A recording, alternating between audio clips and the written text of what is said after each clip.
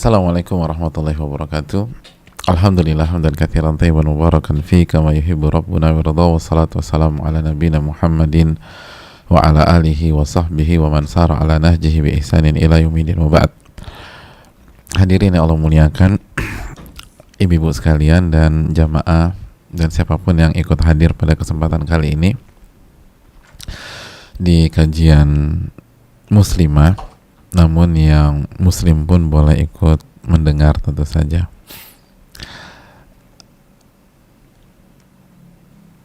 Bahkan yang bukan muslimah pun juga boleh mendengar dan boleh menyaksikan, dan semoga mendapatkan hidayah dari Allah Subhanahu wa Ta'ala.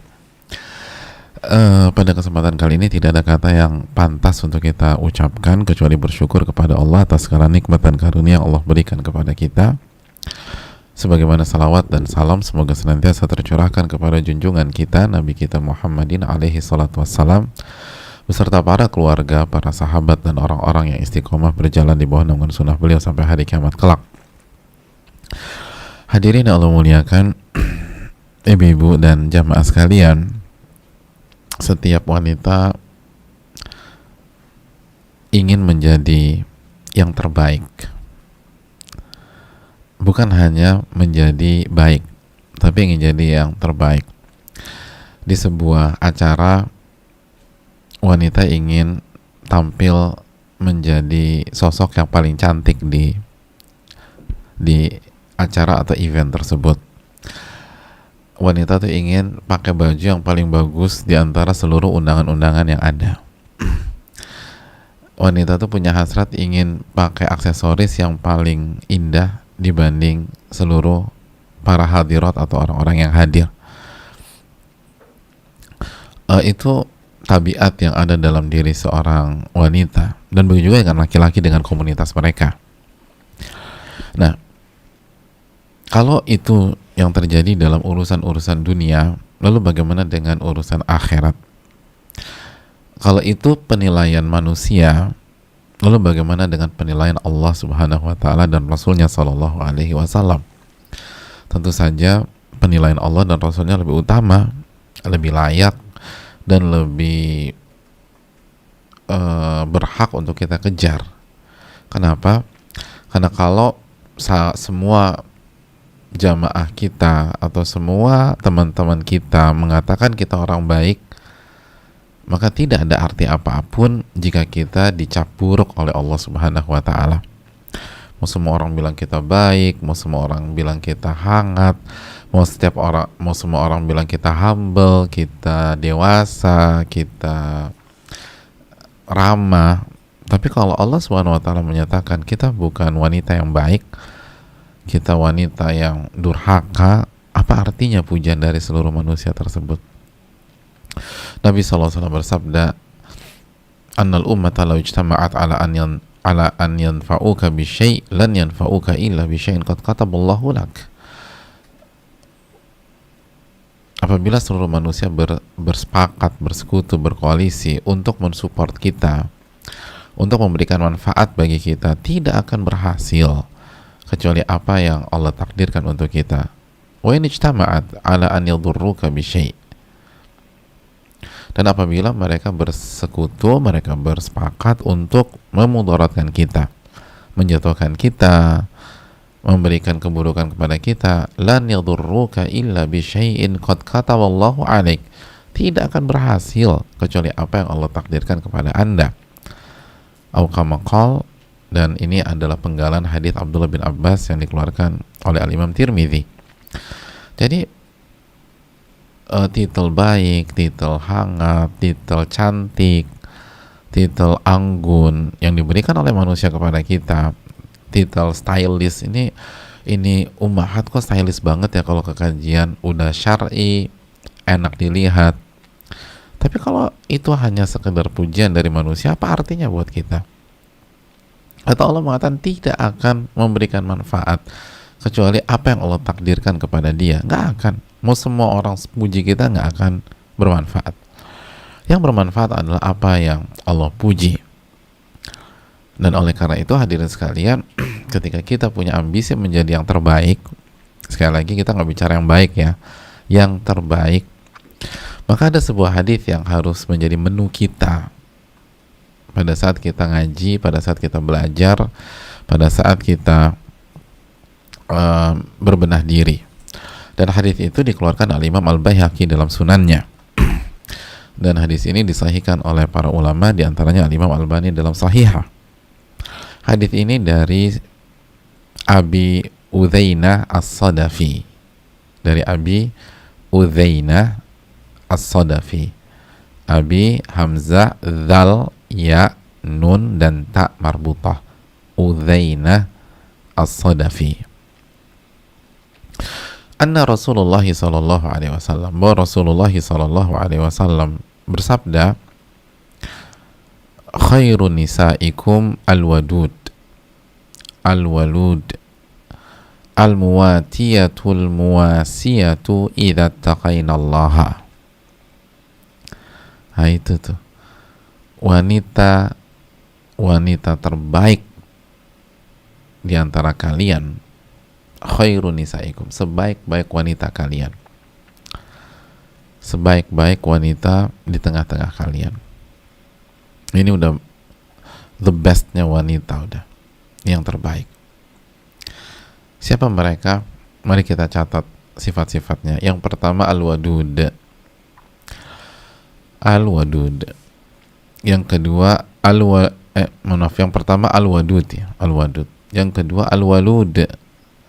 Yang ketiga al-muwatiyah, al-muwatiyatu, al-muwatiyatu. Yang keempat al-muwasiyatu, al-wadud, al-walud, al-muwatiyatu, dan al-muwasiyatu.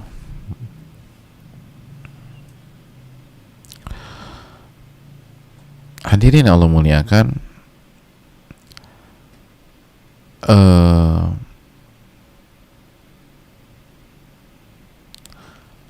itu orang atau itu wanita-wanita yang terbaik.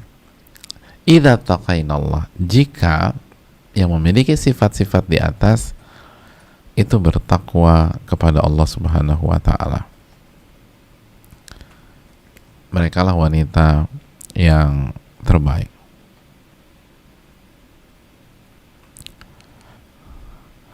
Ya.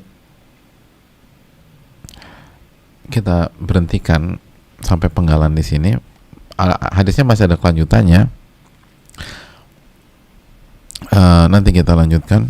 Kita berhenti dulu sampai di sini. Hadirin Allah muliakan.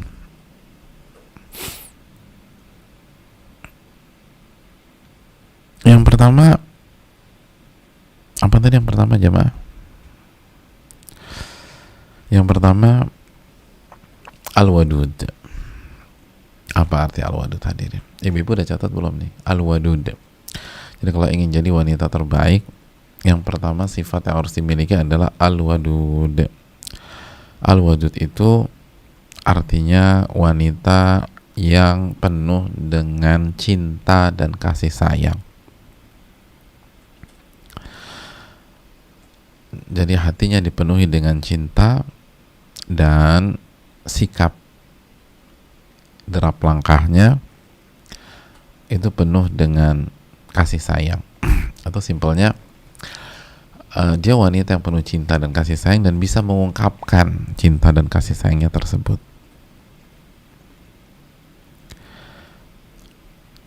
Sekali lagi catat baik-baik, ini wanita terbaik loh.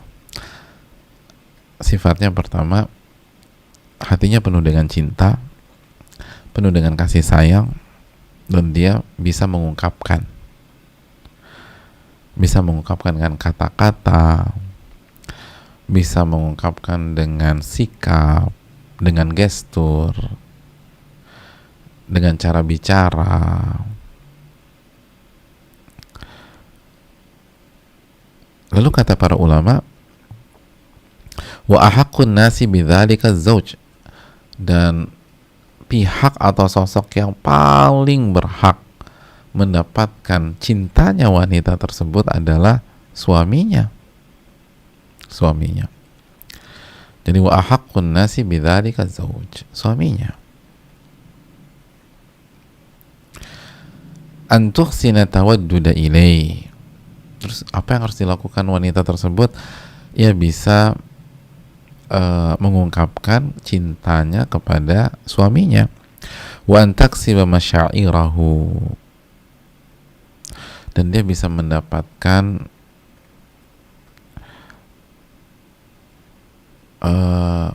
hati dari suaminya tersebut. Jadi dia bisa mendapatkan perhatian, wa atifatahu, perhatian dan kasih sayang dan cinta suaminya, bi kalimatihal latifah. Kok bisa dapat perhatian suaminya, dapat kasih sayang suaminya? Karena kalimat-kalimatnya yang lembut, kata para ulama. Wa alfadhihal adaba, dan artikulasi kata, pemilihan kalimat dan lafaz yang indah yang dia pilih. Wa husni tawaddudiha lahu fi muamalatiha lahu wa fi madhariha wa hayatiha. Lalu sikapnya kepada suaminya dalam berinteraksi dan penampilan, gestur, itu benar-benar ditujukan kepada suaminya. Diulang ya, ini bukan kata saya hanya menjelaskan ucapan dari para ulama seperti Asy-Syaikh Abdul Razak bin Abdul Muhsin Al-Abbad. Jadi kata beliau dan mereka, para ulama kita rahimahullah, yaitu wanita yang apa? Yang penuh dengan cinta kasih, penyayang banget nih wanita. Dan dia bisa mengungkapkan cintanya, kasih sayangnya kepada siapa? Kepada semuanya. Tetapi yang terpenting, yang paling berhak dapetin itu adalah suaminya. Dia bisa tunjukkan, dia bisa ungkapkan, dan bisa berikan kasih sayangnya ke suami, dan dia bisa mendapatkan rasa suaminya, kasih sayang suaminya, perhatian suaminya, cinta suaminya. Kok bisa sih suaminya perhatian sama dia, suaminya bisa tertuju pada dia? Oh, ternyata karena kalimat-kalimat yang dia pilih kalau bicara, atau kata-kata yang dia pilih ketika me-WA suaminya kalau sekarang ya. Jadi kalau WA suami itu benar-benar dijaga kata-katanya, yang al-latifah, yang lembut, nggak boleh nyinyir sama suami. Wa alfadhihal adzaba, dan lafat-lafat atau kata-kata yang dia pilih itu baik, indah.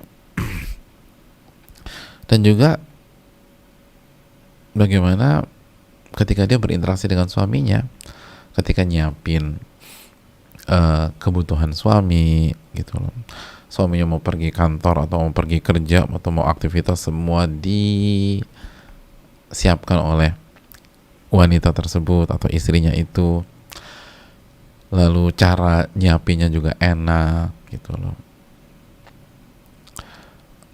Nyiapin sarapan juga oke. Pokoknya semua dia tumpahkan kepada suaminya.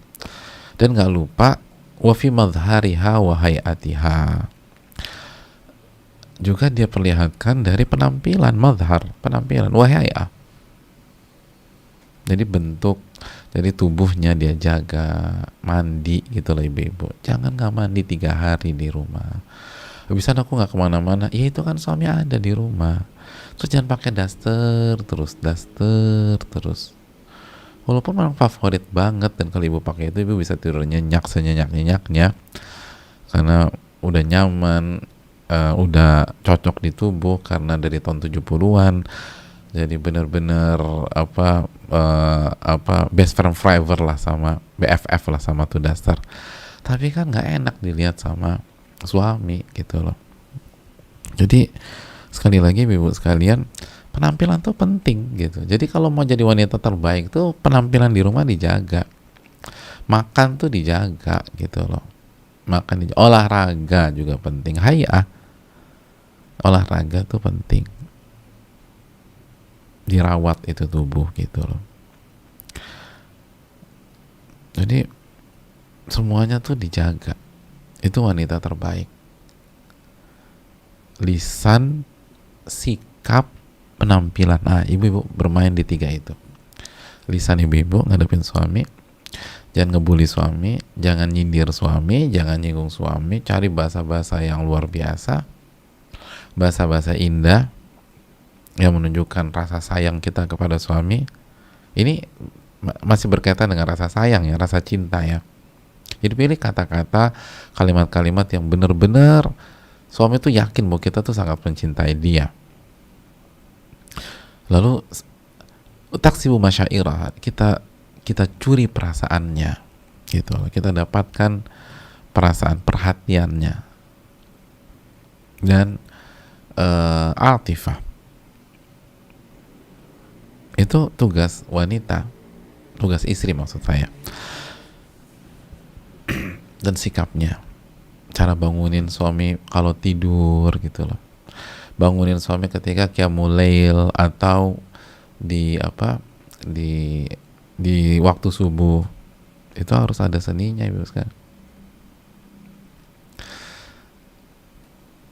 Jadi harus lembut, jangan didorong-dorong tubuh suami, rambutnya dijambak-jambak biar dia bangun qiyamul lail. Janganlah ibu-ibu sekalian. Disiram pakai air panas, ya Allah, udah disiram air panas lagi, habisan Ustadz nggak bangun-bangun. Aku tuh sebel, daripada aku marah-marah aku siram aja gitu loh. Alhamdulillah efektif Pak Ustadz. Kok bisa? Ya kan 90 derajat Pak Ustadz, 10 menit 10 derajat lagi 100 derajat tuh air. Ya bangunlah suami, tapi habis itu sumpah serapah. Jadi hadirin yang Allah muliakan, ini yang harus dilakukan.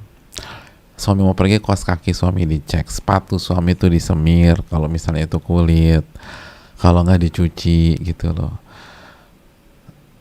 Jangan sekali lagi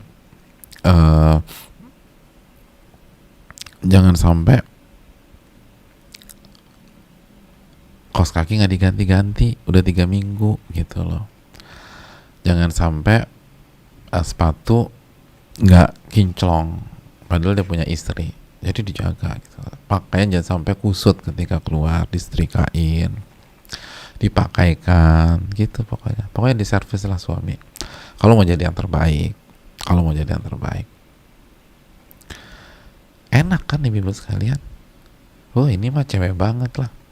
Jadi kalau ibu-ibu gagal nih keterlaluan sebenarnya. Bayangkan jadi wanita terbaik, ibu-ibu nggak harus tes TOEFL. Coba kalau ada tes TOEFL, kan repot. Ini tinggal sayangin suami, terus kalimatnya yang diperindah, diperhalus, terus ada kontak kan, harus ada touchy-nya, disentuh suaminya, dibelai suaminya, dipijitin suaminya, gitu loh, diusap, dielus, gitu loh jamaah sekalian. Begitu. Jadi semua dilakukan. Suami pulang larut malam dipijitin, gitu loh. Tawarin mau pakai minyak atau nggak pakai, gitu jamaah sekalian. Gitu loh. Dan nggak usah nunggu gitu loh, kita inisiatif. Jangan tunggu diminta. Kita ini berinteraksi dengan Allah Subhanahu Wa Taala. Jangan tunggu diminta. Dan suami pulang ditungguin gitu. Kecuali kalau beliau minta, tolong pokoknya kamu tidur aja, aku akan pulang malam karena kita banyak PR besok, udah tidur. Tapi kalau nggak ada request seperti itu, coba tungguin. Kalau nggak bisa standby dari awal, ya udah pakai strategi tidur dulu, baru begitu beliau pulang kita sudah standby. Gitu ya. Gitu loh. WA-nya yang bagus gitu lah. Kita nih sering ibu-ibu sekalian, semua teman-teman kita kalau kita WA kita mulai assalamualaikum warahmatullahi wabarakatuh, kecuali suami kita. Semua dibilang assalamualaikum kecuali suami kita. Kalimat pertamanya udah lagi di mana? Subhanallah, lagi di mana lagi? Itu kalau nggak pakai tanda seru. Belum lagi kalau pakai tanda seru 7 lagi dikasih tanda seru. Lo gimana ini mau jadi wanita terbaik? Harusnya Suami yang paling berhak dapat assalamualaikum warahmatullahi wabarakatuh. Assalamualaikum warahmatullahi wabarakatuh, gitu hadirin.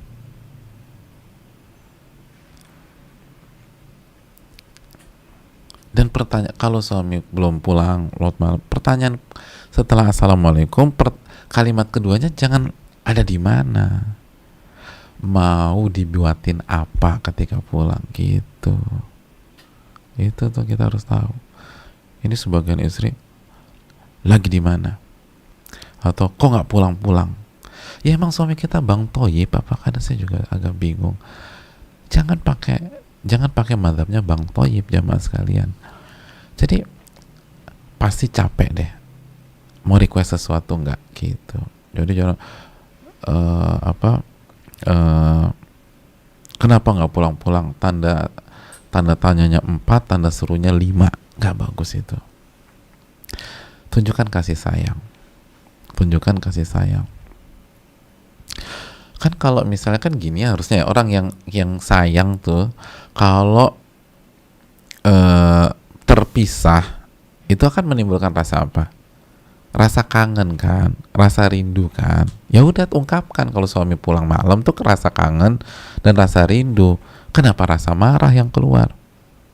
Kenapa pertanyaan-pertanyaan tajam yang keluar? Enggak, rasa kangen, rasa rindu, gitulah jemaah. Ya, itu yang dilakukan nih ibu sekalian. Jadi sebaik-baik wanita itu apa? Al-wadud, yang penuh rasa cinta, penuh rasa sayang, dan dia bisa ungkapin, gitu loh. Dia bisa ungkapkan.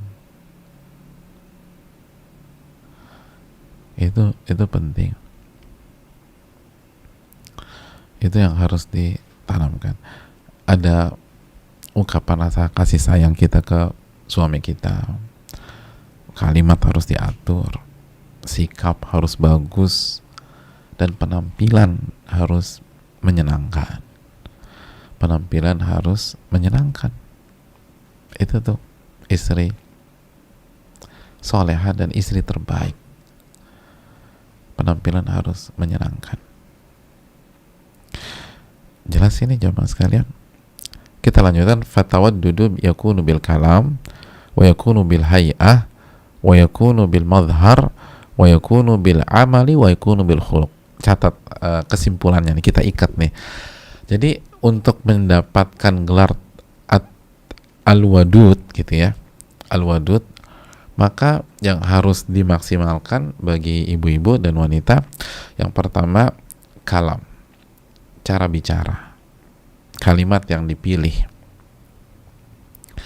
harus kalimat dan kata-kata yang menunjukkan rasa cinta dan kasih sayang. Intonasi,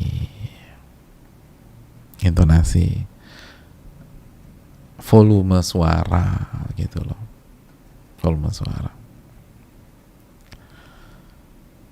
Oke, itu yang pertama. Kalam, ucapan, kalimat, dan pembicaraan.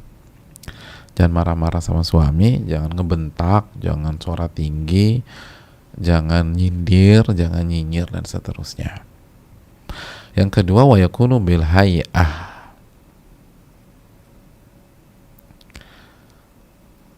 dari bentuk, gitu loh, dari tubuh, gitu. Tubuh dijaga.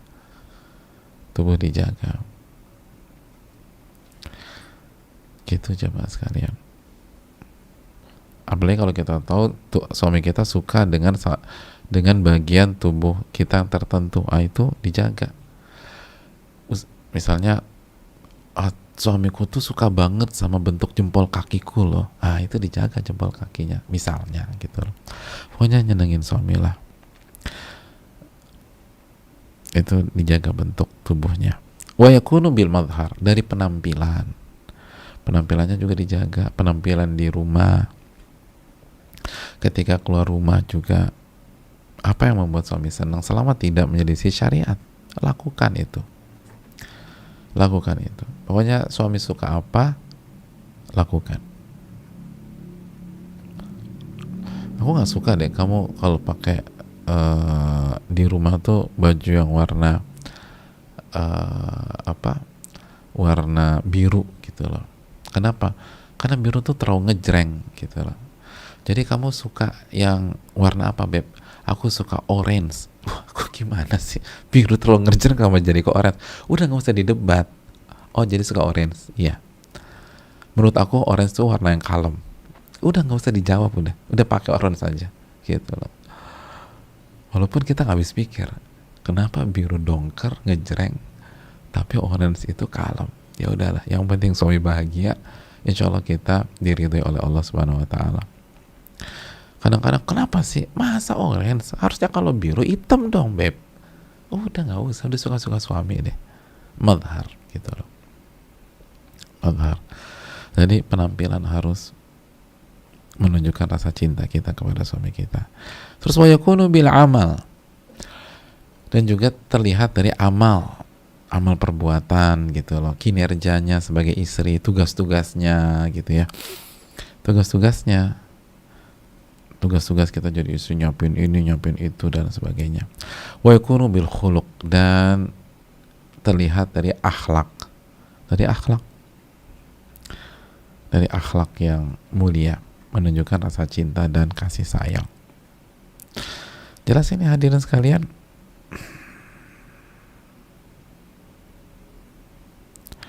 Ya, kita lanjutkan. Itu yang pertama.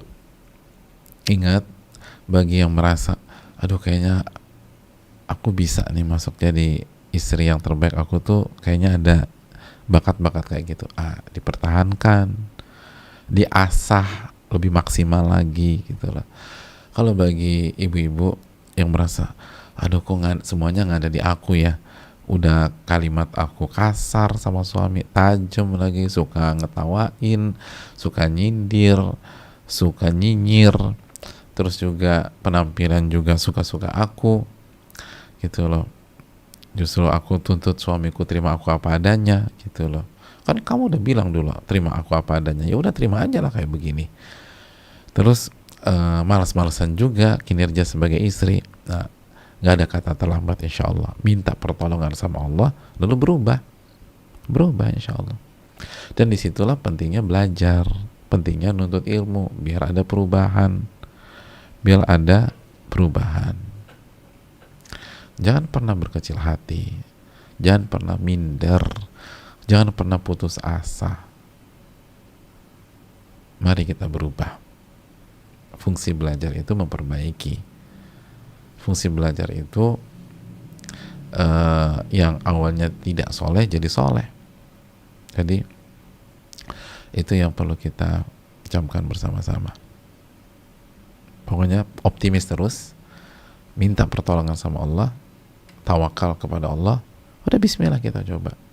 Memang susah, yang biasanya suara tinggi terus agak kasar atau suka nyindir jadi halus banget, terus dijaga jangan sampai buat suami tersinggung. Itu butuh pengorbanan, itu bukan 1-2 hari tuh, tapi insya Allah kalau kita jujur, Allah akan wujudkan cita-cita kita gitu kan. Masih ingat hadis dalam Riyadhus Shalihin, intas dukillah yasduka, jika Anda jujur sama Allah, Allah akan wujudkan cita-cita Anda. Yang berikutnya jamaah sekalian, al-walud. Nah, sifat seperti apakah al-walud ini? Al-walud, mari kita baca. Kathiratul injab. Walud itu subur dan banyak melahirkan, jadi punya banyak anak. Wahya sifatun hamidatun fil mar'ah, dan ini sifat yang positif dan terpuji bagi wanita. Wahya min khairin nisa, dan ini menjadikan wanita menjadi sebaik-baik wanita, dan hampir semua pihak mengakui itu gitu loh. Makanya bahkan seringkali di beberapa komunitas atau di beberapa pihak seringkali kurang objektif juga dan kurang adil juga ke wanita. Begitu begitu ada masalah yang langsung disalahkan wanitanya, belum tentu juga. Bisa jadi pihak suami yang bermasalah. Peluang seperti itu tetap ada. Tapi intinya bahwa ini adalah sifat yang bagus bagi wanita atau kelebihan yang positif bagi wanita. Tapi belum selesai keterangan ulama. Mari kita simak keterangan Syekh Abdul Razak bin Abdul Muhsin Al-Abbad hafizahullah. Wa idza kanatil mar'atu mubtalatan bi'illatin aw maradin fahadha amrun la yadurruha. Dan apabila seorang wanita diuji dengan penyakit atau dengan kendala, mungkin dengan impotensi gitu loh, maka ini tidak la yadurruha, ini nggak mengganggu dia kok. Ini tidak membuat peluangnya menjadi wanita terbaik itu hilang atau sirna. Masya Allah para ulama ya. Jadi nggak usah minder nih yang belum punya anak atau yang tidak punya anak dan hampir dipastikan nggak akan punya anak. Jangan minder, jangan sedih. Kalau seorang wanita diuji dengan sakit atau ada kendala sehingga dia tidak bisa melahirkan, atau ada yang belum punya anak tapi rahimnya udah diangkat, la yadurruha, itu tidak mengganggu dia, li'annahu laisa amran qassarat fihi aw sa'at hiya fil ikhlali bihi. Karena kalau faktornya ini, itu bukan karena kelalaian si wanita itu, bukan karena kelalaian, dan bukan disengaja untuk tidak mau punya anak. Fala yuhasibuhallahu ala dhalik, maka Allah tidak akan menghisapnya pada hari kiamat. Allah nggak akan menghisap. Wala yadurruha dhalik, dan tidak akan merugikan dan mengganggu dia. Wala yatanafa dhalika ma'salahiha, dan tidak menghilangkan atau mengurangi kesolehan dan kebaikan wanita itu. Jadi tidak akan mengganggu dan menghilangkan atau mengurangi kualitas kesolehan wanita tersebut. Adapun in kanat hiya waludan walakinnaha tamna'ul aulada wa taqta'ul injaba wa tas'a fi qat'ihi fahadha fihi dararun 'alaiha. Adapun apabila dia adalah wanita yang Allah berikan kesuburan, jadi dia adalah wanita yang Allah berikan kesuburan, tapi dianya yang tidak mau anak-anak, dia cegah, dia nggak mau hamil, bahkan dia putus itu kelahiran, dan dia berusaha menggugurkan atau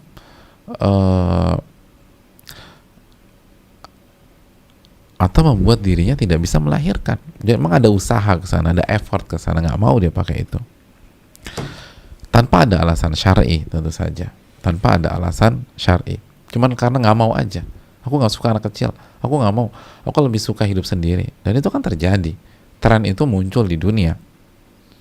Tren itu muncul dan ada saat ini di dunia, nggak mau punya anak, khawatir ribet, hanya ngerepotin, hanya ngeganggu dan lain sebagainya. Padahal dia bisa.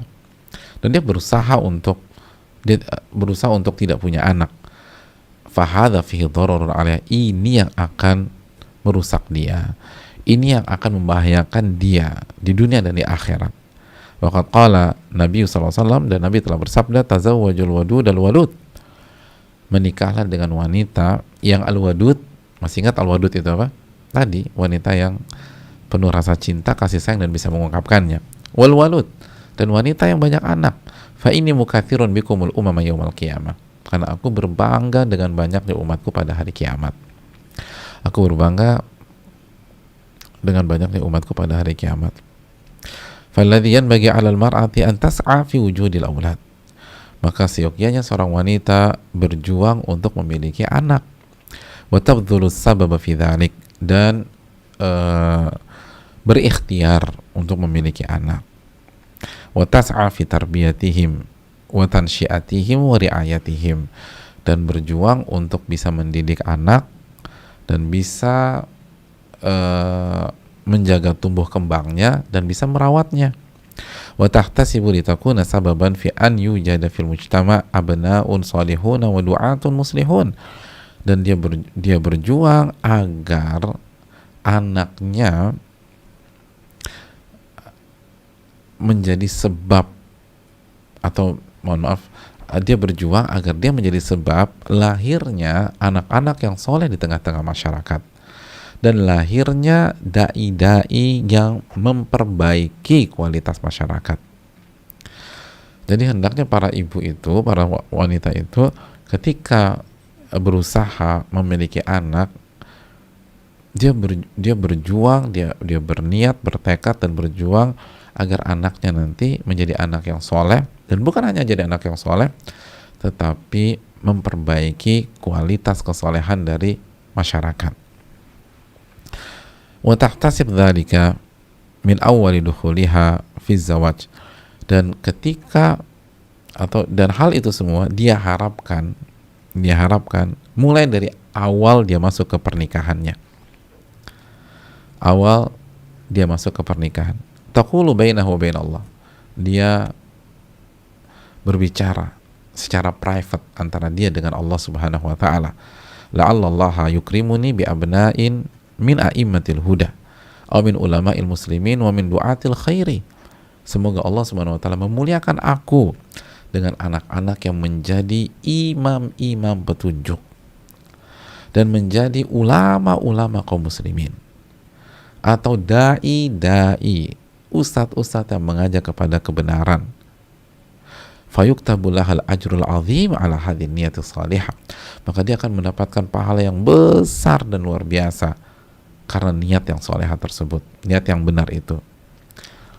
Dan wa ma yatba'uha minal inayah wa ri'ayah, dan dia akan dapat pahala dari seluruh yang dia perjuangkan, seluruh apa yang dia lakukan untuk merawat dan mendidik anak-anak tersebut. Jadi ibu sekalian dan para akhwat, jadi dari awal itu pada saat kita menikah nih, kita udah punya niat. Niatnya apa? Kita bicara private dengan Allah, munajat kepada Allah, berkhalwat dengan Allah. Ya Allah, semoga Engkau muliakan aku dengan anak-anak yang insya Allah akan menjadi imam-imam kebaikan, imam-imam petunjuk, pemimpin-pemimpin yang mendapatkan petunjuk. Semoga anak-anakku ada yang jadi ulama gitu loh. Semoga anakku ada yang jadi dai atau jadi ustadz gitu loh. Semoga anakku ini bermanfaat. Nah itu, coba kita ingat-ingat dulu waktu kita nikah punya niat begitu nggak? Gitu. Makanya sebagian orang anaknya jadi bandar, na'udzubillah min dzalik.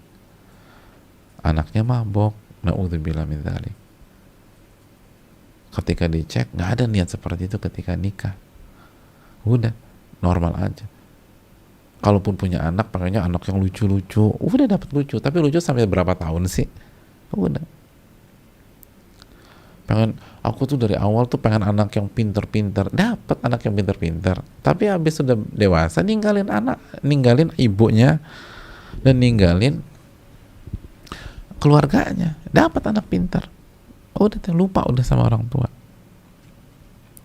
Dan kata para ulama, ini seharusnya ini dari awal nikah gitu.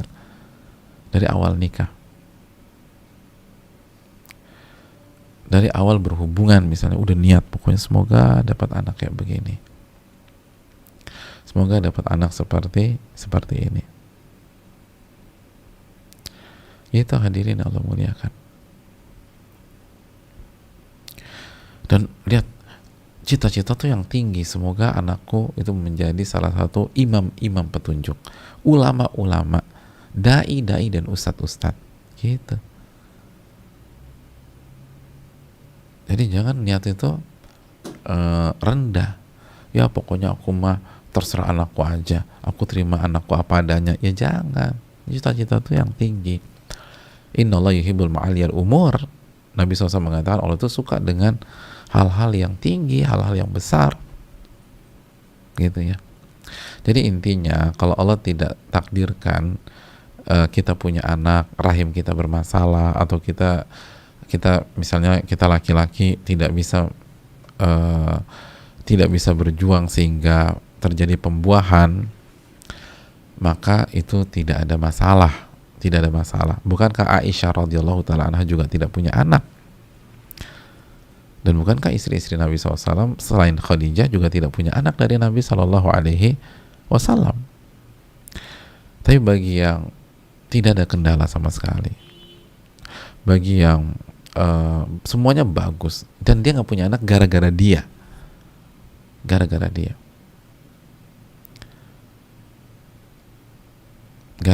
dia nggak mau. Beda kalau bukan karena kita, bisa jadi kita bagus, pasangan kita nggak bagus, atau kita bagus dan pasangan kita nggak ada masalah, pasangan kita nggak ada masalah, tapi nggak cocok aja gitu loh. Akhirnya kan ada macam-macam ya teori ya, dan saya nggak mau bicara panjang lebar karena ini bukan fak dan ekspertis saya. Tapi intinya bisa jadi couple itu suami istri nggak ada masalah, tapi begitu prosesnya ada kendala, itu sangat mungkin terjadi. Kali itu nggak ada masalah. Yang ada masalah faktor yang membuat dia nggak punya anak gara-gara perbuatannya sendiri. Dia nggak mau, dia berusaha, dan lain sebagainya. Itu yang memupus kesempatan dia menjadi wanita terbaik, bahkan wanita baik bisa jadi. Gitu. Karena Nabi bangga banget nih. Bayangkan Nabi katakan, karena aku berbangga dengan banyaknya umatku pada hari kiamat. Aku senang loh kalau umatku banyak. Masa kita nggak ingin buat Nabi bangga, jamaah? Mau buat Nabi bangga pakai apa lagi gitu lah. Kalau kita pikir-pikir, pakai tahajud, ya aduh, tahajud kita pas-pasan. Pakai bacaan Quran, aduh, baca Quran kita masih salah-salah. Ya udah, dari anak deh. Tapi fight bener-bener. Dan itu tadi jangan hanya berusaha punya anak aja. Tadi kata para ulama berusaha mendidik, mengawal tumbuh kembangnya, merawat mereka, dan seterusnya. Wallahu ta'ala alam bisawab. Ya. Dan kita berharap kita punya andil dalam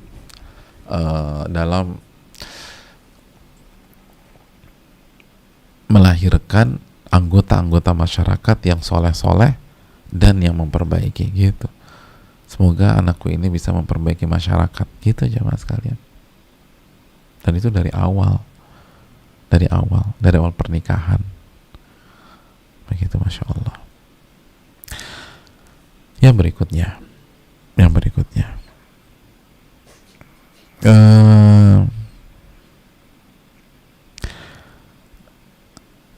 Al-Muwatiyah.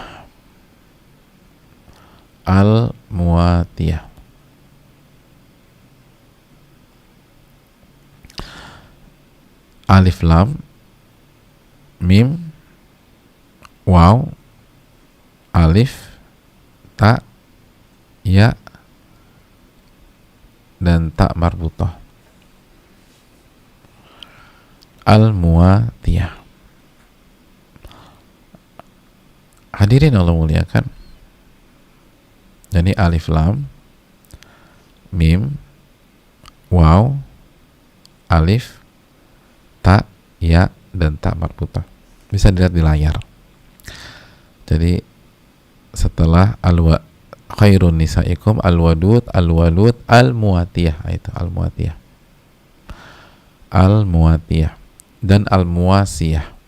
Nanti al-muwasiyah nanti. Al-muwatiyah dulu. Alif lam mim waw alif ta ya dan ta marbutah, al-muwatiyah. Nah, siapa sih sosok al-muwatiyah ini? Aku kok baru dengar nih Pak Ustadz. Nah, kita jelaskan keterangan para ulama kita. Siapa tuh al-muwatiyah? Al-muwatiyah adalah wanita yang tidak kasar, laisat faddah wala ghalidhah, gitu. Yang lisan dan sikapnya tidak kasar, yang lisan dan sikapnya tidak keras. Nah, itu. Jadi wanita yang sikap dan lisannya tidak kasar, tidak keras. wa bal hiya muwatiyatun tasma'u wa tuti'. Tapi catat baik-baik ya. Jadi muwatiyah itu kesehariannya itu hobinya mendengar, lalu abis mendengar taat, nurut gitu. Wa tastajib, dan berusaha menjalankan perintah dan arahan gitu loh. Jadi sekali lagi jadi hobinya yang pertama itu suka dengar gitu loh. Suka dengar. Kalau suami arahin didengerin gitu loh. Kalau suami kasih nasihat didengerin. Kalau apa namanya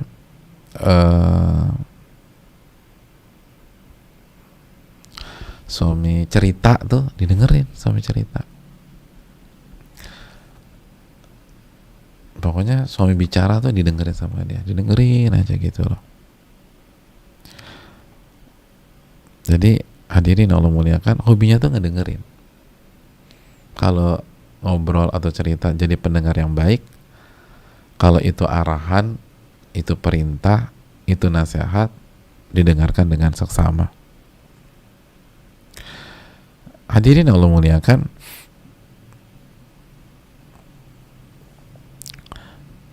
abis didengerin tuti', nurut gitu loh. Nurut, taat. Jadi yang pertama apa? Dengar. Jadi wanita terbaik adalah pendengar-pendengar setia. Itu catat tuh. Jadi kalau mau jadi wanita terbaik, kita harus punya mental pendengar setia. Harusnya dengerin suami. Terus yang kedua, taat, nurut. Taat dan nurut. Terus yang ketiga, tastajib, responsif gitu loh. Jadi cepat dalam merespon, respon positif. Respon positif. Jadi sekali dikasih tahu langsung tek tek tek gitu. Sekali kasih tek tek tek gitu loh jamaah. Tastajib. Disambut gitu loh. Arahan suami disambut. Nasihat suami disambut. Perintah suami disambut. Nasihat suami disambut. Itu istijabah, tastajib. Jelas nih jamaah. Jadi apa? Jadi pendengar yang baik, nurut dan taat, dan menyambut gitu loh. Itu wanita-wanita terbaik tuh begitu. Walaupun dia lebih cerdas daripada suaminya, walaupun mungkin dia lebih kaya daripada suaminya, walaupun tes IQ-nya lebih tinggi daripada suaminya, enggak, dia tetap pokoknya suami bilang dengar dia. Dan dia nggak bilang aku mah udah tahu itu dari 17 tahun yang lalu mas. Loh, lalu suaminya baru dengar kajian tentang itu kemarin gitu loh. Dia baru dengar kajian tentang itu kemarin. Tahu nggak, kemarin tuh aku dengar ustadz bla bla bla. Oh ya, aku pikir ada apa mas, aku mau udah denger di daurah remaja 17 tahun yang lalu. Ya Allah, suaminya diam aja, sedih suaminya tuh. Ngomong dijawab gitu. Kemarin aku ikut kajian ternyata gini-gini. Ya Allah mas, kamu baru tahu itu, kemana aja dari dulu gitu. Nyebelin gak sih kalau istri bilang begitu? Jadi pokoknya dijawab segala macam. Jadi pendengar setia. Oh iya ya, oh masya Allah. Dan walaupun mungkin kita udah tahu, tetap aja apa responnya tuh kayak baru tahu gitu loh, kalau suami ngomong. Masih ingat ucapan Atha bin Abi Robah? Atha tuh kalau ketemu anak muda, pernah ketemu anak muda cerita aja tentang sebuah hal, tentang urusan atau masalah agama. Atau tuh, oh begitu ya, masya Allah, jazakallah khairan. Memperlihatkan gestur dan mimik orang yang mendapatkan ilmu baru. Begitu anak mudanya pergi, kata Atta apa? Aku sudah tahu yang dia sampaikan sebelum dia lahir. Allahu Akbar. Sebelum dia lahir, saya udah tahu itu. Tapi itulah adab, itulah akhlak. Oh masya Allah. Oh ternyata gitu ya. Ya masya Allah, masya Allah. tahu nggak, tadi tuh khutbah Jumat ternyata khotibnya bilang ternyata menuntut ilmu itu wajib loh, yang kita udah ngaji udah 4 tahun yang lalu. Oh wajib ya? Iya wajib. Aku baru tahu gitu. Aku pikir yang wajib cuma sholat 5 waktu sama puasa Ramadan. Ini aku baru tahu nih menuntut ilmu wajib. Oh masya Allah ya, berarti kita harus menuntut ilmu ya Beb ya. Iya nih. Oh makasih banyak ya udah kasih nasihat ke aku. Gitu jamaah. Jadi itu muatiyah itu pendengar yang baik. Lalu itu taat deh, dibilangin AA, dibilangin BB, dibilangin CC. Udah jangan ngejawab deh. Dan direspon yang positif, direspon. Responsifnya bagus. Tastajib. Positif. Pokoknya ini cepat dan cepat tak gitu loh. Kalau bisa, apalagi kalau kita sudah nikah udah lama ya, itu nggak perlu ada instruksi lagi. Kita udah saling tahu. Oh, gestur suami aku begini, berarti dia lagi pengen ini nih. Udah tak gitu. Jadi istijabahnya tuh bagus. Apalagi kalau di tempat publik, kadang-kadang kan suami istri itu nggak bisa menyampaikan dengan bahasa verbal secara total, tapi cukup eye contact misalnya, atau ngelihat dan seterusnya. Misalnya mau pamitan, suami kita tuh udah kasih sign dengan matanya atau gesturnya, oh berarti ini harus pamit, langsung pamitan gitu loh. Kita lagi pamitan, suami kita udah kasih sign lagi, oh ini berarti pamitannya kelamaan. Kadang-kadang kan ibu-ibu kan pamitnya jam berapa, keluar gedungnya jam berapa, kan gitu nggak jelas gitu. Pamitnya dari jam 7:30 baru keluar ke parkiran jam 9:15. Subhanallah. Itu udah suami udah sebelah. Jadi jangan sampai suami pokoknya lihat, oh ini udah nggak nyaman, langsung pulang gitu lah. Langsung pulang. Tapi belum semuanya, udah pamitan di grup aja nanti, udah pulang. Kalau semuanya repot, di grup tuh ada 200 orang. Ini baru orang yang ke-7 gitu loh. Jadi masih banyak lagi orang yang ada. Udah nggak usah nanti suami udah nggak nyaman tuh. Udah kita pulang. Itu istijabah, muatiyah. Nah itu kalau mau jadi wanita terbaik itu cepat. Oh suami mau ini, suami mau itu. Itu jamaah sekalian. Jadi karena udah belahan jiwa, udah bertahun-tahun hidup bersama, udah harus tahu, udah nggak harus dijelaskan lagi. Oh suamiku mau ini. Atau misal kalau mau makan gitu, kita harus tahu. Oh kalau ke rumah makan ini suami sukanya favoritnya ini. Kalau ke rumah makan yang sana gitu, kalau misalnya ke warung makan Padang, suami pesan ini. Kalau ke Warsun pesannya ini gitu loh. Kalau ke restoran Sulawesi mesennya ini, gitulah. Kalau restoran Kalimantan mesennya ini, gitu udah tahu lah. Itu harus cepat tuh, istijabah. Gak perlu ngomong aja. Aku mau pesan, udah dipesenin Beb, gitu. So tahu. Kamu pesan apa aja? Ini. Oh kok tahu sih? Iya. Loh kok tahu? Kita nih udah 41 tahun nikah gitu loh. Saya udah tahu kamu tuh maunya apa. Oh iya benar. Masya Allah. Jadi itu muatiyah. Kita lanjutkan.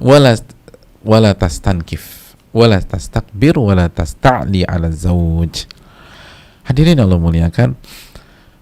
Dan muatiyah itu istri yang tipikalnya tidak suka menolak suami. La yamtani. Jadi dia nggak akan menolak permintaan suaminya kecuali haram tolak. Jadi lastankif, tidak imtina gitu lah. Pokoknya kalau suami minta ini iya, suami minta ini iya, suami minta itu iya, kecuali haram, dan dia akan bicara dengan baik-baik. Wala tastakbir, dan dia tidak menyombongkan diri, dia nggak sombong sama suaminya. Wala tasta'ni ala zawj, dan tidak merasa tinggi di hadapan suaminya.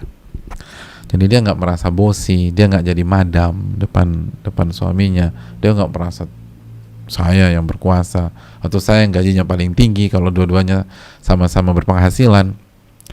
Omset saya lebih banyak daripada omset dia kalau dua-duanya berbisnis. Enggak. Wala yakunu minha nusyuz wa au ta'ali, dan tidak ada kedurhakaan dan tidak ada kesombongan. Itu poin. Jadi hobinya 3 dan alerginya 3 gitu. Kalau bahasa kita, hobinya apa? suka dengar, suka nurut, taat, dan merespon cepet gitu. Alergi apa? Dia alergi untuk menolak suami. Dia nggak akan nolak. Dan khususnya hubungan intim, jangan pernah menolak hubungan intim.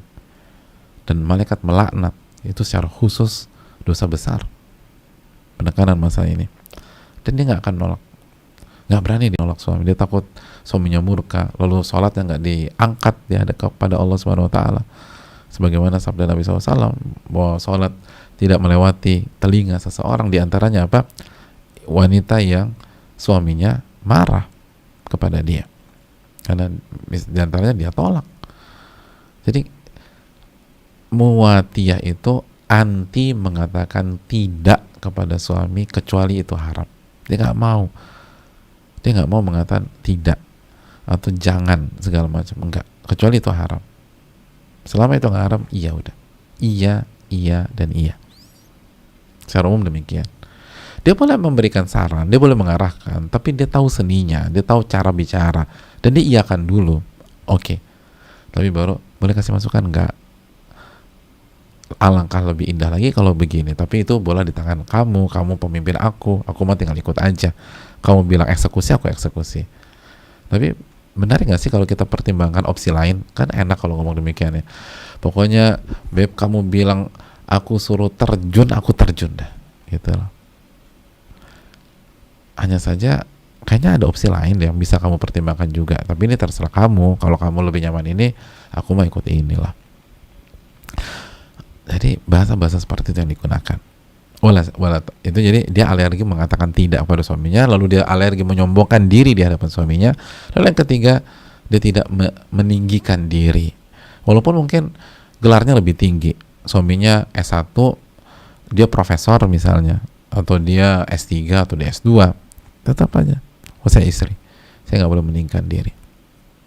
Apalagi nggak punya bargain position, apalagi nggak punya posisi tawar, ya masa dia tinggalkan diri di hadapan suami? Secara pendidikan suaminya lebih unggul, secara cerdas suaminya lebih unggul, secara ini suaminya lebih unggul. Apa alasan dia melakukan hal tersebut? Dia punya semuanya aja, suaminya di bawah, itu aja. Kalau dia ingin jadi wanita terbaik, dia nggak boleh pakai cara seperti itu. Itu yang perlu kita camkan bersama-sama. Al-muatiyah, jelas ya. Hobinya apa ya? 3, pendengar sejati, pendengar setia, nurut, dan responsibel. Responnya oke. Terus dia alergi mengatakan tidak, sombong, dan meninggikan diri. Yang berikutnya al-muwasiyah. Coba kita lihat lagi di layar al-muwasiyah. Alif lam mim waw alif sin ya dan ta marbutah. Al-muwasiyah. Siapakah al-muwasiyah ini?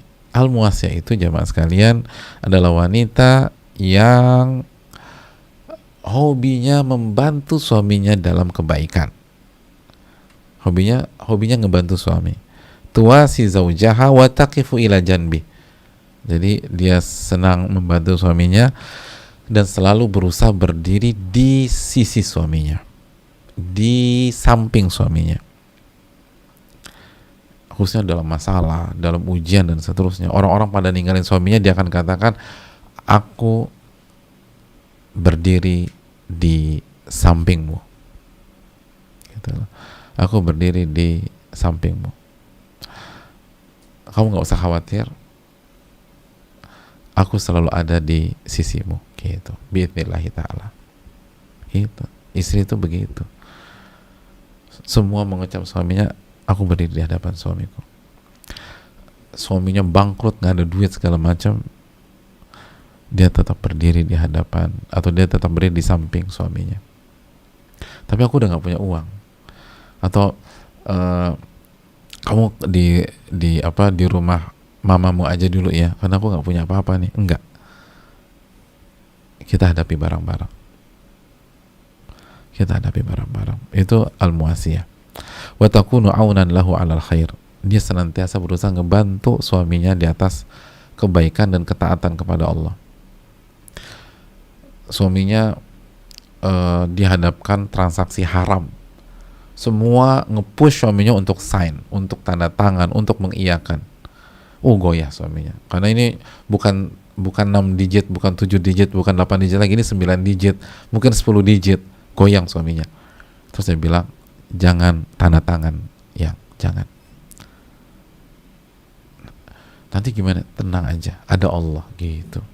Maka jangan dulu kan istri-istri, dulu para ulama-ulama kita kan ketika suaminya berangkat beraktivitas, mereka lepas suaminya, dan salah satu mereka lepas suaminya bekerja atau beraktivitas, dan salah satu riwayat mengatakan, mereka katakan bahwa berangkatlah suamiku, kami sabar dengan perihnya himpitan dunia, tapi kami tidak akan sabar dengan pedihnya siksa pada hari kiamat. Jangan bawa harta kecuali yang halal ke rumah, walaupun kecil, walaupun 1 rupiah, walaupun 2 rupiah. Jangan bawa yang haram ke sini, kasih yang halal aja. Suami kan mantap gitu loh. Oh iya, tenang, istri saya nggak ada isu berarti, walaupun sedikit, yang penting halal. Itu istri zaman bahala tuh begitu. Jadi nggak nuntut apa-apa, tuntutannya cuman tolong kasih yang halal, tolong kasih halal. Insya Allah kita sabar dengan yang sedikit, kita sabar dengan perihnya rasa lapar, kita sabar dengan perihnya mungkin sakit mah karena terlambat makan, nggak ada uang. Tapi kita nggak akan sabar dengan perihnya api neraka, perihnya dibakar di jahanam. Tolong jangan buat kita seperti itu. Oleh karena itu, jamaah sekalian yang Allah muliakan, dia akan berdiri di samping suaminya agar suaminya di atas kebenaran, di atas ketaatan, dan nggak goyah. Dan dia ngebantu suaminya bahagia. Lihat, ini penting, catat, wa alama fihi sa'ada wal falah. Dan dia mensupport suaminya agar mendapatkan kebahagiaan dan keberuntungan. Jadi dia nggak egois, dia nggak berpikir dirinya sendiri. Dia akan berpikir, apa yang membuat suami saya senang ya, apa yang membuat suami saya bahagia, apa yang membuat suami saya itu merasakan kenyamanan, dan dia akan berikan itu. Dia akan bantu suaminya untuk bahagia, dia akan bantu suaminya untuk mendapatkan ketenangan, kesenangan, kenyamanan, walaupun dia harus mengorbankan dirinya sendiri, walaupun dia harus tahan egonya, dia harus korbankan ambisinya, tapi demi suaminya. Itu al-muwasiyah. Dia nggak egois, dia nggak kekanak-kanakan, dia nggak hobi nuntut hak, bahkan dia tanggalkan haknya demi suaminya, biar suaminya nggak pusing mikirin dia, biar suaminya nggak ada beban, biar suaminya bisa fokus ke yang lebih besar, dan seterusnya. Dia nggak mau waktu suaminya habis cuma buat ngurusin dia aja. Dia ingin memberikan sesuatu buat suaminya biar suaminya lebih maslahat, lebih manfaat, dan lain sebagainya. Itu al-muwasiyah. Apa yang membuat suami saya bahagia, saya akan support. Apa yang membuat suami saya senang, saya akan dukung. Tapi ngorbanin kamu loh mbak, nggak masalah. Semoga Allah tolong. Itu al-muwasiyah. Itu wanita-wanita terbaik. Dan wanita nggak mungkin nggak ditolong sama Allah, tuh nggak mungkin. Wanita-wanita seperti ini nggak mungkin nggak ditolong sama Allah. Itu pasti ditolong oleh Allah, pasti dikasih keberkahan, pasti dikasih pahala besar. Jadi dia hobi menolong suaminya. Apa yang bisa saya lakukan, apa yang saya bisa korbankan, apa yang saya bisa perjuangkan untuk kebahagiaan suami saya dan kenyamanan suami saya, dan seterusnya. Dan Allah nggak akan zalim kok.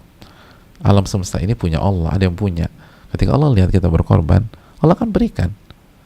Kan wasbir, sabarlah, fa innallaha la yudhi'u ajral muhsinin. Allah nggak akan sia-siakan ganjaran orang-orang yang berbuat baik, kan begitu. Jadi Allah pasti akan ganti. Tapi begitulah wanita terbaik. Wanita terbaik tidak berpikir hak, tapi berpikir kewajiban. Dan bukan hanya sebatas kewajiban, dia berpikir apa yang bisa membuat suaminya bahagia, apa yang bisa membuat suaminya bahagia. Dan dia yakin Allah pasti akan mengganti. Allah berfirman sekali lagi dalam surat Hud ayat 115, wasbir fa innallaha la yudhi'u ajral muhsinin. Dan bersabarlah, maka Allah tidak akan menyia-nyiakan ganjaran orang-orang yang berbuat baik. Lalu ditutup dengan sebuah penutupan yang sangat indah. Idza taqainallah, jika wanita itu bertakwa kepada Allah. Jika wanita tersebut bertakwa kepada Allah. Artinya apa? Artinya sifat-sifat di atas. Al-wadud, al-walud, al-muwatiyah, al-muwasiyah tidak akan bermanfaat, tidak akan mengangkat derajat seorang wanita jika orientasinya hanya dunia, jika orientasinya hanya cinta kepada suami sebatas cinta wanita kepada laki-laki.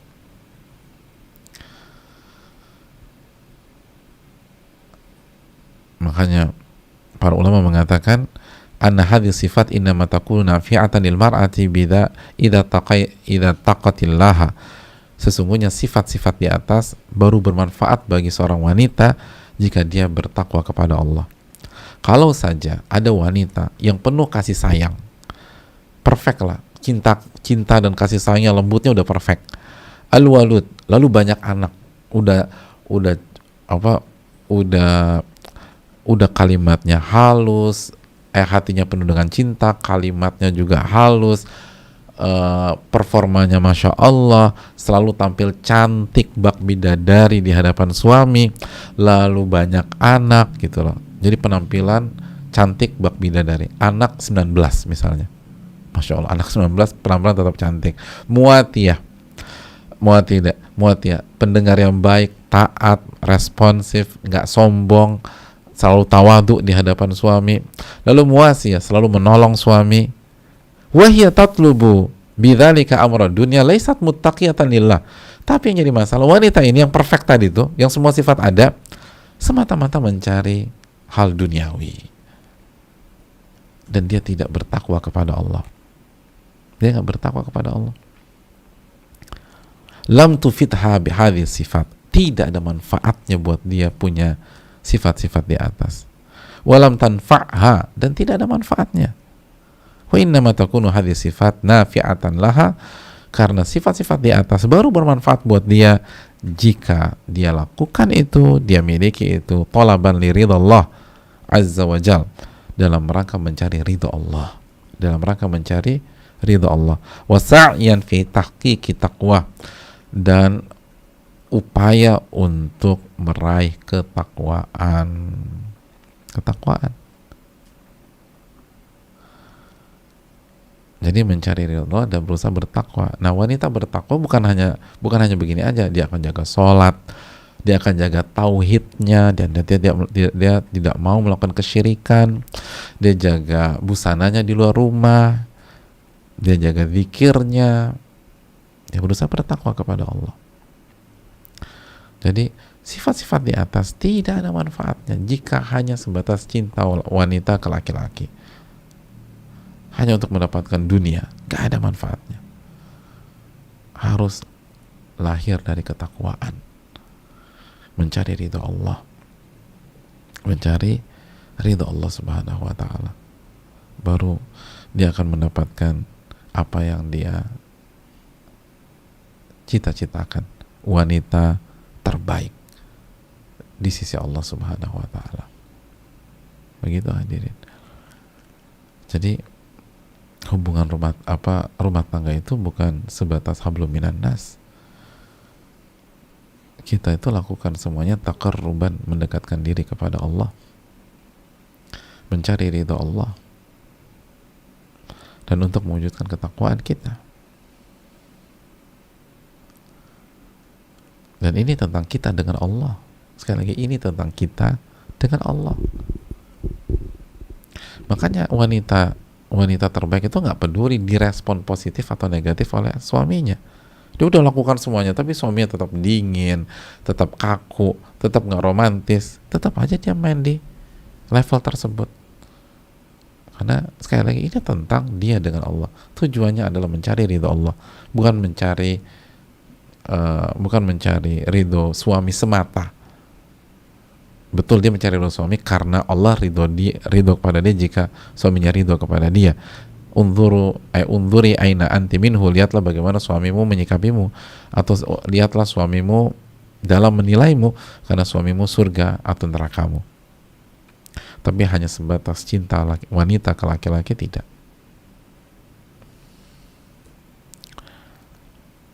Ini tentang mencari ridho Allah, ini tentang keikhlasan, ini tentang penghambaan, ini tentang penghambaan di dalam rumah tangga, dan bagaimana kita meraih ketakwaan. Hadis yang sangat menarik, hadis yang sangat luar biasa. Semoga bisa menjadi ibrah bagi kita. Al-wadud, al-walud, al-muwatiyatu, al-muwasiyatu idza taqaina Allah.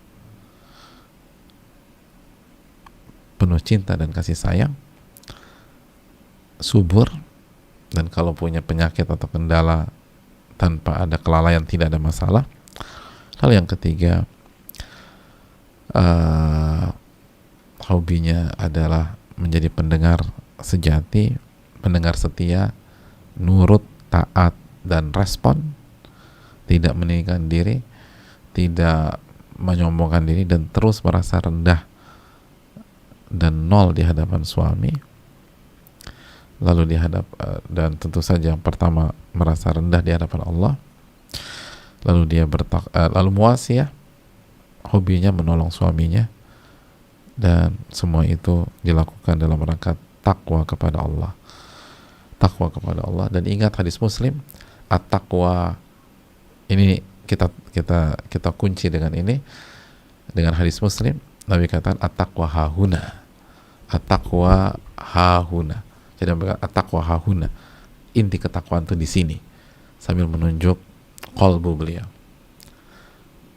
Jadi ingin jadi wanita terbaik, yang pertama kali dibangun adalah kebersihan hati, amalan hati yang bersih dari kesyirikan, baik syirik besar maupun syirik kecil.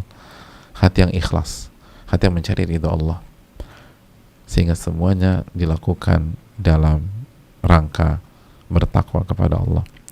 Ini yang bisa disampaikan, semoga bermanfaat. Wassalamualaikum warahmatullahi wabarakatuh. Kita buka sedikit waktu untuk sesi tanya jawab.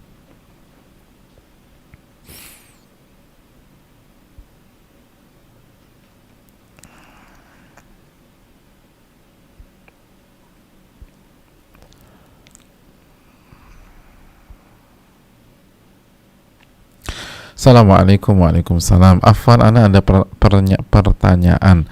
Apakah boleh Ana masih sering ingat kesalahan suami Ana setahun yang lalu? Suami pernah mencoba selingkuh. Ana masih sakit kalau mengingatnya, karena kalau pada saat itu Ana tidak marah, suami malah mau meneruskan hubungan yang serius dengan wanita itu. Ya, terima kasih atas pertanyaannya. Hadirin Allah muliakan, tujuan kita itu, atau perintah Allah kepada kita, bukan mengingat kesalahan orang. Perintah Allah kepada kita adalah memperbanyak zikrullah, mengingat Allah, bukan mengingat kesalahan orang, bukan mengingat kesalahan suami, bukan mengingat kesalahan istri, bukan mengingat kesalahan pasangan, tapi mengingat keindahan nama-nama dan sifat-sifat Allah dan kita. Alladzina yadhkuruna Allaha qiyaman wa qu'udan wa ala junubihim. Itu orang-orang yang senantiasa mengingat Allah dalam kondisi berdiri, dalam kondisi duduk, dan dalam kondisi berbaring. Jadi nggak ada perintah mengingat kesalahan pasangan. Akhirnya karena kita mengingat kesalahan pasangan, kita jadi sakit hati. Itulah ucapan Ibnul Aun, kata beliau, zikrun nasida, nginget manusia itu, nginget makhluk, dan kesalahan makhluk itu hanya jadi penyakit. Nah itu hanya jadi penyakit. Jadi kalau kita pengen penyakit ya udah banyak-banyak ingat aja deh. Kalau kita ingin sembuh, kita ingin sehat, kita ingin tenang, perbanyak ingat Allah Subhanahu wa taala. Wallahu taala bisawab. Jadi tutup buku aja, udah tutup.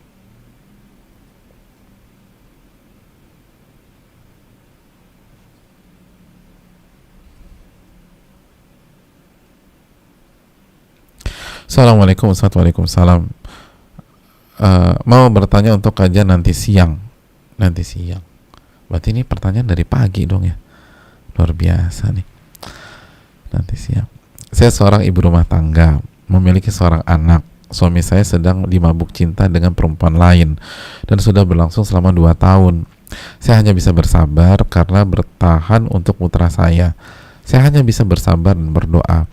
Suami saya jarang pulang ke rumah kami dan lebih banyak menghabiskan waktu di rumah yang satu karena ada perempuan itu di rumah itu. Apa yang sebaiknya saya lakukan selanjutnya Pak Ustadz? Karena banyak juga rumor yang mengatakan mereka sudah nikah siri. Terima kasih atas pertanyaannya. Yang pertama, hadirin Allah muliakan, bahwa hadapi ini dengan istighfar kepada Rabbul Alamin. Coba perbaiki hubungan dengan yang mengatur seluruh episode-episode takdir kehidupan kita. Episode-episode takdir kehidupan kita itu dulu deh. Kita mau ngatur suami itu susah, jamaah ibu-ibu sekalian. Banyak kendalanya.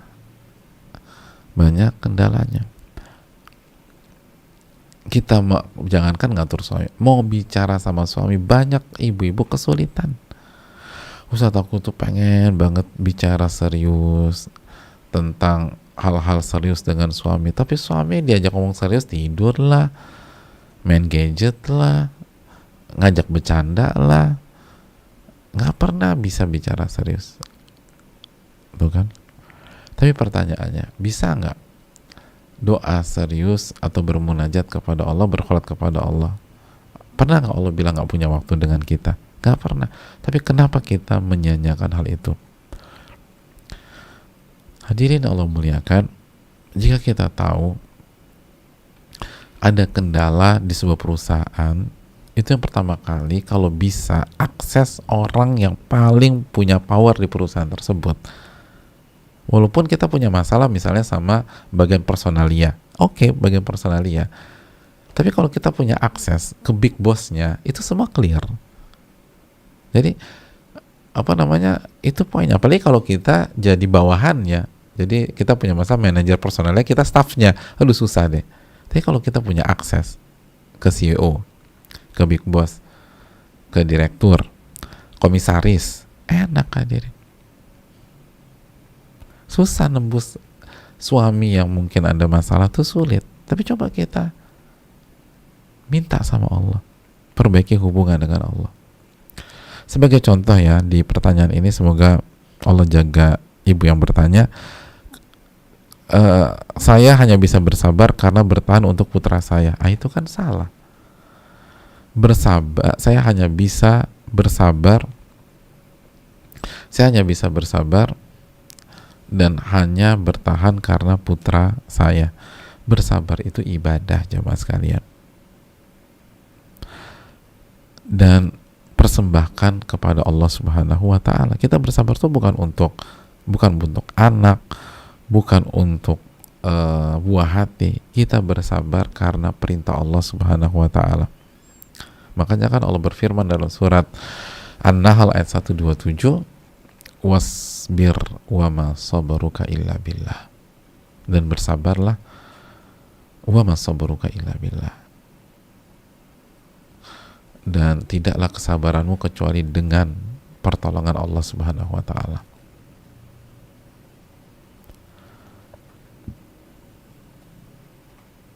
Jadi sabar itu dengan pertolongan Allah dan mencari ridha Allah. Ini bukan tentang anak, ini tentang perintah Allah Subhanahu wa taala. Oleh karena itu hadirin Allah muliakan, jangan bersabar untuk makhluk, bersabarlah mencari ridha Allah Jalla wa ala. Jadi perbaiki hubungan kita dengan Allah. Terus yang kedua, setelah kita berusaha perbaiki hubungan kita dengan Allah, iman kita, cinta kita, jangan-jangan kita lebih cinta kepada makhluk daripada sama Allah Subhanahu wa ta'ala. Jangan, sebagaimana tadi yang tadi kita katakan, sabar itu dengan pertolongan Allah dipersembahkan kepada Allah. Lalu surat apa tadi? An-Nahl ayat 127. Ya, 127. Berikutnya jemaah sekalian, setelah kita perbaiki hubungan dengan Allah, baru coba kita bangun komunikasi dengan suami. Bangun komunikasi dengan suami dan bicara baik-baik. Dan apa saran Allah Subhanahu wa ta'ala kepada istri kalau ingin berdiskusi dengan suami yang berpotensi zalim sama dia? Tanggalkan hak kita untuk sementara waktu. Mengalah dulu. Sebagaimana yang Allah firmankan dalam surat An-Nisa ayat 128. Wa ini mura'atun khafat min ba'liha nusyuzan aw i'rada fala junaha 'alaihima an yusliha bainahuma sulha wa sulhu khair. Dan bagi wanita yang khawatir suaminya itu zalim atau berpaling dari dia, maka tidak ada masalah jika mereka duduk bersama-sama berbicara dan si istri itu untuk sementara waktu melepas haknya sampai kondisi benar-benar kondusif. Kok enak banget sih Ustadz, dia yang zalim, kita yang suruh ngalah.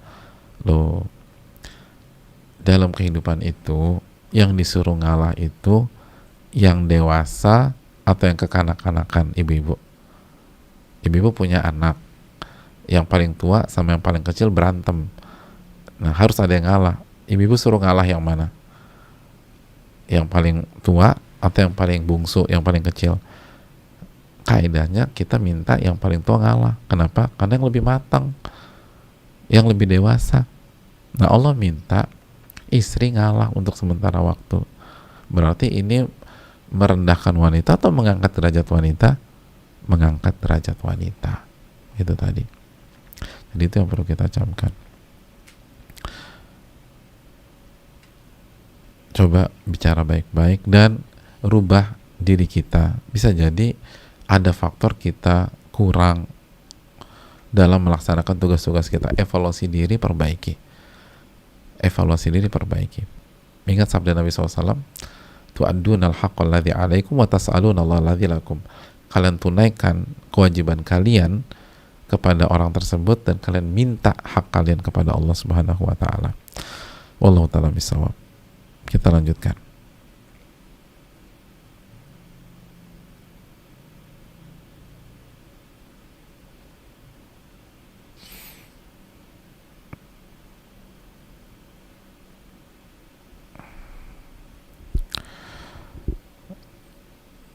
Pertanyaan ketiga, kalau suami saya izin untuk menikahi perempuan Nasrani yang hijrah dan menjadi mu'alaf berkat suami saya, menikahi karena ingin menolong jangan sampai perempuan itu terjerumus lagi, apakah saya dosa jika bilang tidak mau?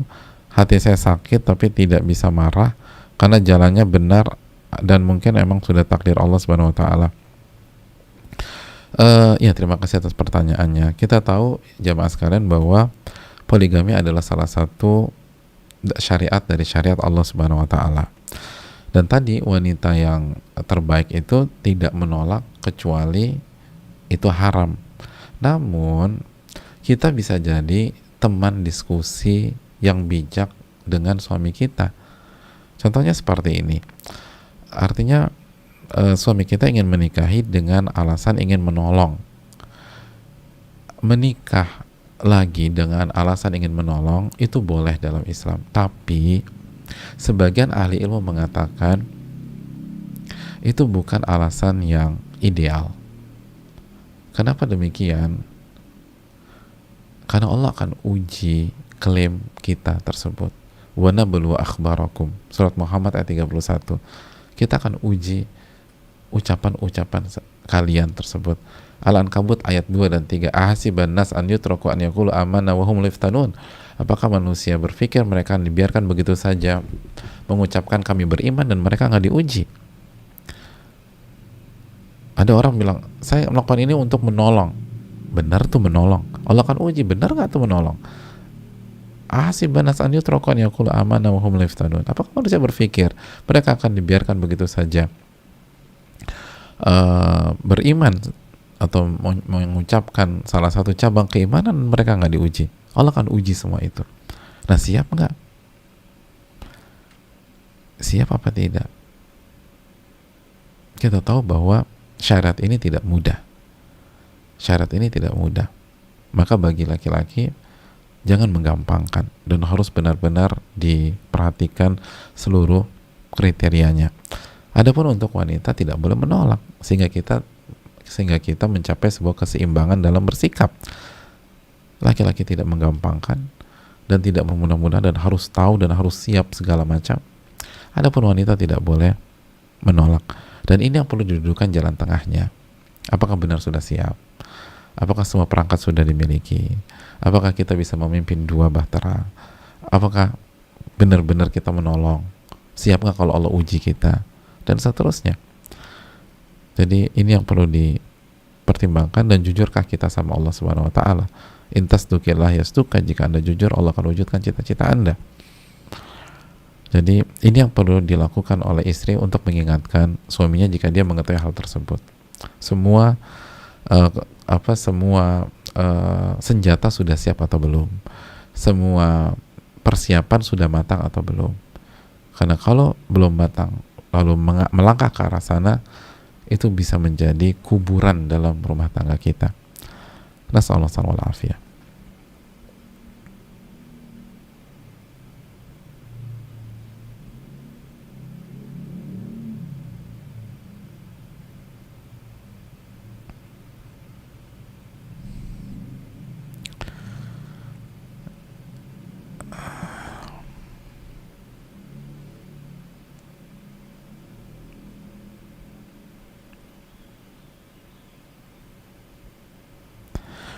Assalamualaikum Ustaz. Waalaikumsalam. Izin bertanya, bagaimana tips bertahan menjadi sosok istri soleha yang terbaik bagi suami walaupun banyak cobaan dari sisi suami? Suami masih suka jelalatan lihat foto selfie akhwat di sosmed, padahal istri sudah berusaha untuk tampil yang terbaik. Bagaimana tipsnya biar istri nggak cepat down dengan kelakuan suami tersebut dan sabar serta terus berusaha jadi yang terbaik? Yang pertama, sekali lagi, bangun hubungan dengan Rabbul Alamin, karena yang membolak-balik hati suami kita adalah Allah Subhanahu wa taala. Inna quluba bani adam baina isba'aini min asabi'ir rahman yuqallibu kaifa sya'. Sesungguhnya hati-hati manusia itu di antara dua jemari Allah. Allah bolak-balikan sesuai dengan apa yang Allah kehendaki. Coba bangun hubungan dengan Allah. Minta biar Allah kasih hidayah buat suami kita. Doa, nangis di sepertiga malam terakhir agar Allah Subhanahu wa taala memberikan penjagaan bagi suami kita. Jadi bangun hubungan kita dengan Allah Subhanahu wa taala. Terus yang kedua, sekali lagi, sebagaimana hadis wadud tadi, perbaiki penampilan kita dan selalu berpenampilan dan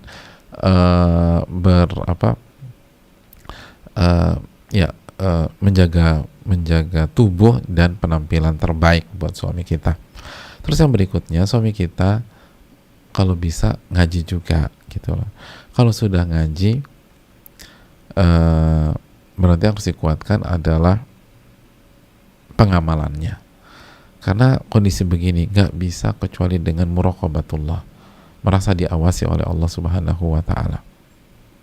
Tauhidnya harus kuat, kalau enggak sulit sekali, apalagi media seperti sekarang ini.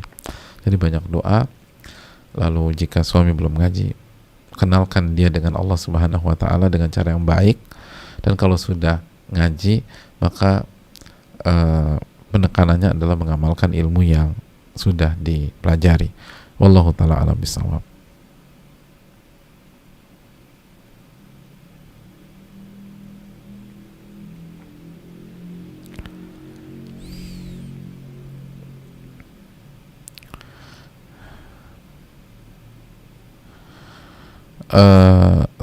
Assalamualaikum warahmatullahi wabarakatuh. Waalaikumsalam warahmatullahi wabarakatuh. Semoga Ustadz, keluarga, para tim selalu diberkahi dan dirahmati oleh Allah Subhanahu wa taala. Amin ya rabbal alamin. Afan, Ustadz ingin bertanya, saya seorang akhwat yang sedang di perantauan. Alhamdulillah Allah kehendaki atas diri saya untuk mengenal ajaran sunnah dan belajar ilmu agama lebih dalam. Qadarullah tahun ini belum pulang kampung karena pandemi. Dan ibu saya berkali-kali menanyakan kepulangan saya. Saya sedih Ustadz, di sini ada dua kesedihan dan kekhawatiran. Sudah pasti ingin bertemu orang tua. Yang kedua, Ustadz, lingkungan saya masih awam karena jauh, bahkan bisa dibilang asing dengan ajaran sunnah karena masih sangat kental dengan adat istiadat yang bertentangan dengan syariat. Saya baru berhijrah, lalu langkah bagaimana harus saya tempuh Ustadz? Saya khawatir dengan kadar keimanan saya. Syukron Ustadzuna jazakallahu khairan. Ya, terima kasih jazakallahu. Jika kembali ke pertanyaan, kendalanya adalah pandemi, maka sekarang kan tidak dilarang ya untuk melakukan safar di kondisi pandemi sekarang, asal protokolernya saja dilakukan. Protokolernya itu dipenuhi gitu loh. Karena hukum asalnya kalau perintah orang tua itu wajib untuk kita tunaikan. Orang tua minta kita pulang, hukum asalnya wajib kita pulang. Nah, tinggal ada nggak penghalangnya, dan ketika tidak ada larangan, artinya sudah dibuka sekarang, mungkin kendalanya adalah orang tua kita sudah tua atau sudah uzur, maka lakukan protokoler COVID aja gitu loh. Tes dulu sebelum berangkat gitu loh. Dan kalau perlu misalnya swab yang bisa, kalau nggak salah ada swab mandiri ya kalau nggak salah sekarang, dan bisa langsung hasilnya pada saat itu juga. Artinya kan semakin hari semakin canggih tesnya. Yaudah, walaupun agak mahal, pilih yang itu. Misalnya kalau kita punya rezeki, biar di sana begitu sampai kita bisa tes lagi. Jadi di sini tes, di sana tes. Misalnya tes di sini aman, berangkatlah. Kalau misalnya kita harus dengan umum, sampai sana tes lagi. Setahu saya sudah ada yang bisa sendiri dan hasilnya pada saat itu juga. Allah ta'ala alam ya, pihak medis yang bisa lebih menerangkan. Terus yang kedua itu jangan berpelukan, jangan ada kontak dan seterusnya untuk sementara. Jadi pelan-pelan. Adapun untuk lingkungan pasti setiap hal itu ada awalnya. Baru setelah itu pelan-pelan menjadi sebuah hal yang biasa. Jadi perkenalkanlah sunnah Nabi di lingkungan kampung atau desa kita. Memang awalnya dianggap aneh, tapi kan Nabi mengatakan badal Islamu ghoriban. Islam itu akan datang dalam kondisi asing. Wa sayaudu ghoriban kama bada, dan akan kembali asing sebagaimana kedatangannya. Fatuba lil ghuraba. Maka beruntunglah orang-orang yang dianggap asing oleh lingkungannya. Lalu yang harus kita lakukan adalah berakhlak mulia dengan lingkungan gitu loh, dengan orang-orang di kampung kita atau di desa kita. Pulang tuh bawa makanan, bawa hadiah yang bisa dibagi-bagikan ke sebanyak-banyaknya. Jadi bawa hadiah tapi bisa dibagikan ke satu RT gitu, satu berapa lah. Jadi hadiahnya jangan sepeda gitu loh, walaupun sepeda lagi hits, karena sepeda cuma bisa dikasih 1-2 orang aja. Kasih apa gitu, makanan kecil, bagikan. Terus sampai sana sisihkan uang untuk kasih bagi-bagi lagi gitu. Senang deh gitu. Insya Allah masyarakat senang dan nggak terlalu mempedulikan penampilan beda kita kalau kita sering ngasih ke mereka. Wallahu ta'ala bishawab. Mungkin itu.